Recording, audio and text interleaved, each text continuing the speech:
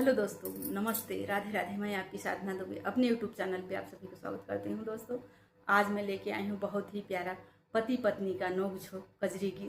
पति दारूबाज है दोस्तों, पत्नी को बहुत कष्ट है। तो आइए आप लोग सुनिए क्या क्या है इसमें। जब से छोड़बा न दारू के पियाई पिया, पटरी नाही खाई पिया ना।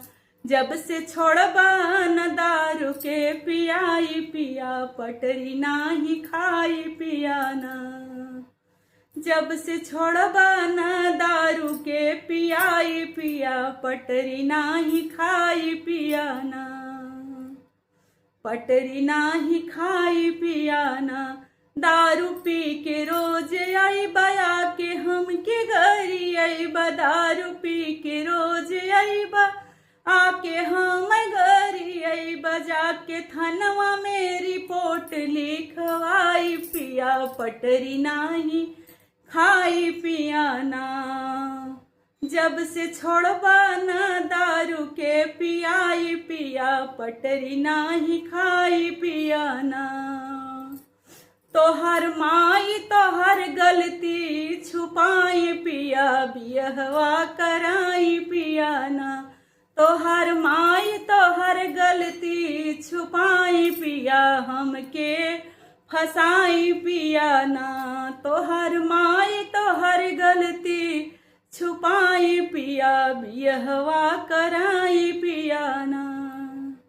दारू पी के जब आई बया के माई घरी आई बा। दारू पी के जब आई बा आके माई घरी आई बजा के थनवा मेरी पोट लिखवाई पिया, पटरी नाही खाई पिया ना। जाके थनवा मेरी पोट लिखवाई पिया, पटरी नाही खाई पिया ना।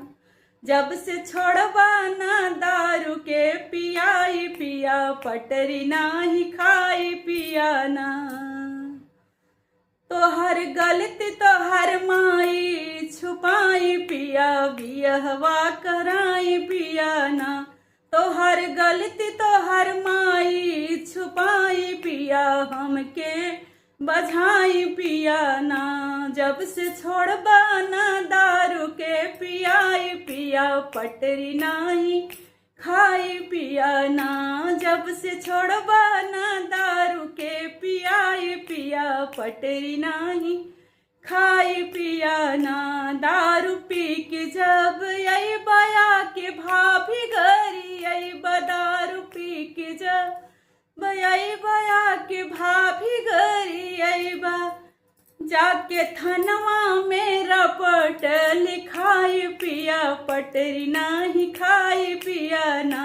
जाके थनवा मेरा पट लिखाई पिया, पटरी नाही खाई पिया ना। पटरी नाही खाई पिया ना। जब से छोड़बा ना दारू के पियाई पिया, पटरी नाही खाई पिया ना।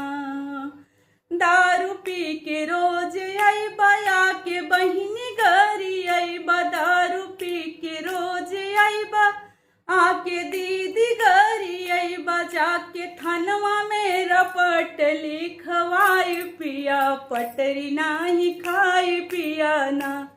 जाके थनवा मेरा पट लिखवाई पिया, पटरी नाही खाई पिया ना।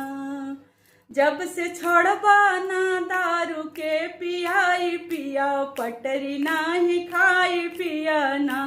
तोहर गलती तोहर माई छुपाई पिया, हमके बझाई पिया ना। तोहर गलती तोहर माई छुपाई पिया, बियहवा कराई पिया ना।